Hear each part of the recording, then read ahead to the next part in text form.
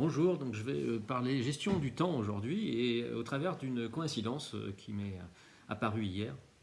Et le matin, je discute avec une cadre dirigeante de bon niveau dans une institution publique et qui me raconte que sa patronne a tellement de rendez-vous et de réunions sur son agenda qu'en fait, il lui arrive régulièrement d'en avoir trois à la fois. Donc elle rentre dans une première réunion, elle passe la tête, elle dit bonjour.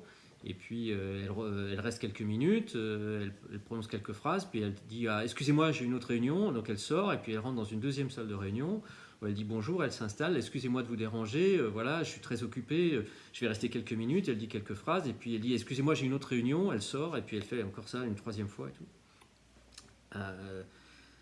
Ce qui est un modèle qui peut paraître curieux, mais en fait qu'on croise assez régulièrement, hein, avec des gens en plus qui sont souvent très très occupés, donc avec beaucoup de dossiers sous le bras, courent beaucoup en disant je suis débordé, j'ai beaucoup de réunions. Donc ça c'était mon modèle du matin. Et puis l'après-midi, je tombe par hasard sur Twitter sur une interview faite par un journaliste, je ne sais pas quelle chaîne, de Bill Gates et Warren Buffett autour de justement Bill Gates expliquant que Warren Buffett lui a appris à gérer son emploi du temps. Parce que Bill Gates était comme ça, de remplir son agenda de rendez-vous, de réunions toute la journée, tous les jours.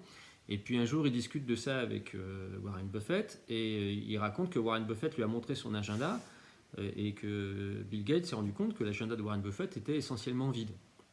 Et alors à ce moment-là, dans l'interview, Warren Buffett sort son agenda, c'est un petit carnet apparemment qui tient dans la poche arrière de son pantalon, et il le tend au journaliste, et le journaliste l'ouvre, et effectivement, il constate que l'agenda est quasiment vide. Et donc, il dit, mais regardez, là, dans le mois prochain, là, vous avez telle semaine, vous avez trois rendez-vous inscrits. Alors Buffett rigole, il lui dit, bah, peut-être que d'ici le mois prochain, il y en aura un quatrième.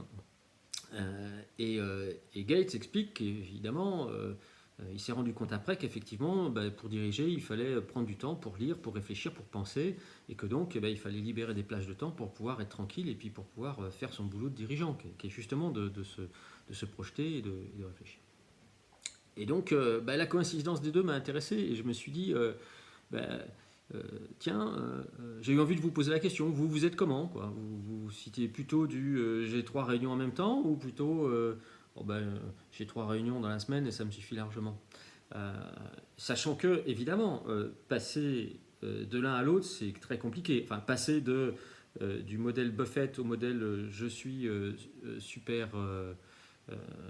Mon agenda est complètement surchargé. C'est peu probable que ça vous arrive, mais si vous voulez, vraiment la contrainte de votre agenda est telle que vous souhaitez l'alléger, ça c'est compliqué parce qu'en fait, le sujet n'est évidemment pas une question d'outils de gestion du temps, c'est bullshit ça. Ça renvoie cette gestion d'agenda tellement surchargée que vous zappez sans arrêt de truc en truc, ça renvoie vraisemblablement plutôt à la conception que vous avez de votre rôle de dirigeant. Même s'il y a des postes dans lesquels il y a évidemment le niveau de contrainte à rien à voir, hein, on est d'accord. Mais enfin, en même temps, Gates et Buffett, ils s'y connaissent un peu pour ce qui concerne changer le monde. Hein, donc voilà, ça peut aussi faire réfléchir. Donc voilà, vous êtes plutôt agenda blindé ou au contraire agenda vide. Et si vous êtes agenda blindé et que vous voulez changer, à votre disposition pour voir comment vous pourriez faire. Amusez-vous bien. Ciao.